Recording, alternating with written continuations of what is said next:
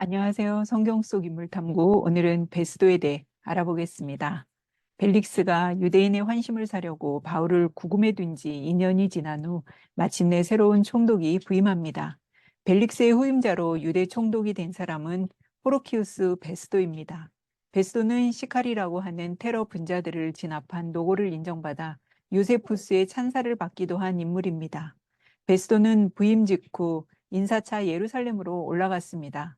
베스도는 벨릭스 총독이 해결하지 못하고 남기고 간 송사 문제를 떠안았고, 베스도 총독은 이것을 가능한 한 빠른 시일 안에 해결하기를 원했습니다.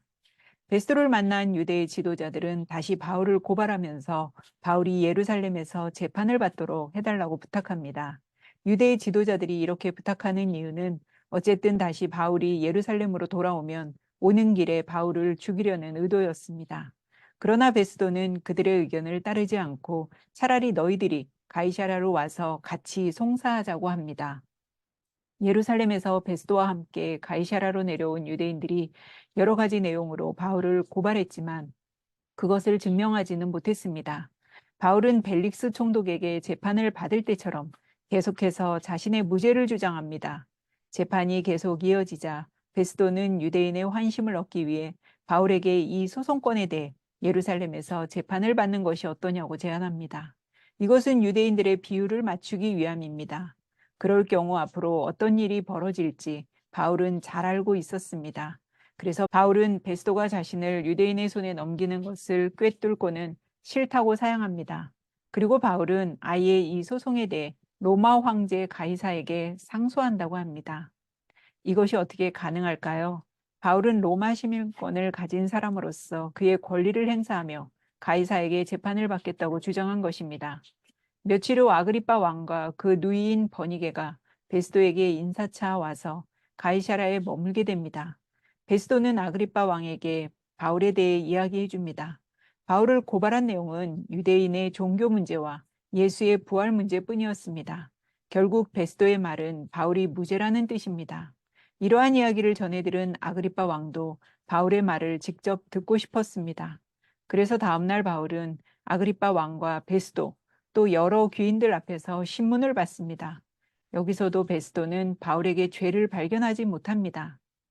벨릭스 총독이 바울을 구금한 지 2년이 되었고 새로운 총독 베스도가 왔는데도 유대 지도자들이 여전히 바울을 죽이려고 공모한다면 바울은 감옥에 갇혀 있으면서도 계속해서 성도들과 교제하고 선교에 중요한 역할을 했음을 보여줍니다.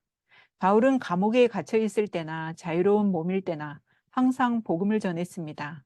부활하신 주님을 만나고 바울은 네가 너희 중에서 예수 그리스도와 그가 십자가에 못 박히신 것 외에는 아무것도 알지 아니하기로 작정하였음이라고 말을 했습니다. 베스도는 바울이 무죄임을 알고 있지만 유대인의 환심을 사기 위해서 또 자신의 지위를 지키는 데에만 관심이 있는 사람입니다.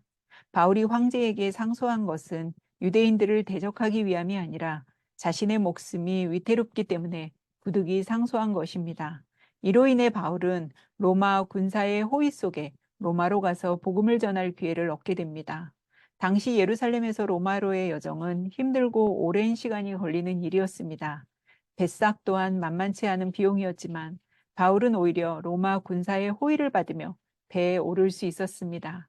이렇게 하여 바울은 비록 죄수의 신분이고 또 자신이 원하던 방법은 아니지만 하나님의 섭리 속에 로마로 갈 수 있게 됩니다. 로마로 가기 전에 바울은 마지막 한 가지 일을 합니다. 그것은 아그리빠 왕과 귀인들 앞에서 다시 한번 복음을 전하는 일입니다. 이것은 결국 바울이 무죄임을 또 한 번 보여주는 것입니다. 결국 바울이 전하는 복음의 핵심은 그리스도가 고난과 부활을 통해 이스라엘과 이방인 모두의 구주가 되었다는 것을 말하는 것입니다. 신문을 끝낸 사람들의 평가는 바울이 사형이나 결박당할 일을 하지 않았다는 것입니다.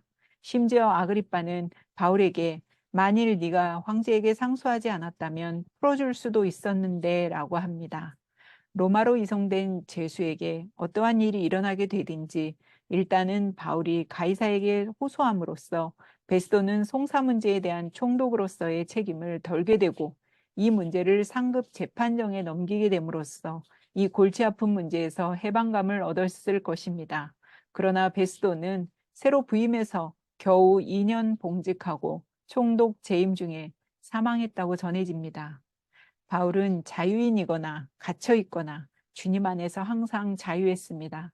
디모데후서 4장 2절 너는 말씀을 전파하라. 때를 얻든지 못 얻든지 항상 힘쓰라고 하는데 바울은 항상 이 말씀을 실천하고 살았습니다. 아그리빠 왕과 베스도를 보면서 바울에게 귀한 설교를 여러 차례 들을 기회가 있었지만 베스도는 바울에게 너의 많은 학문이 너를 미치게 하였구나 라는 말을 하고 아그리빠 왕 역시 네가 적은 말로 나를 권하여 그리스도인으로 만들려고 하는구나라며 기회를 놓치고 맙니다. 이들이 아무리 복음을 거부하여도 바울은 무슨 수를 써서라도 복음을 전하고 예수님을 믿게 하려고 애쓰는 바울의 모습을 들여다볼 수 있었습니다.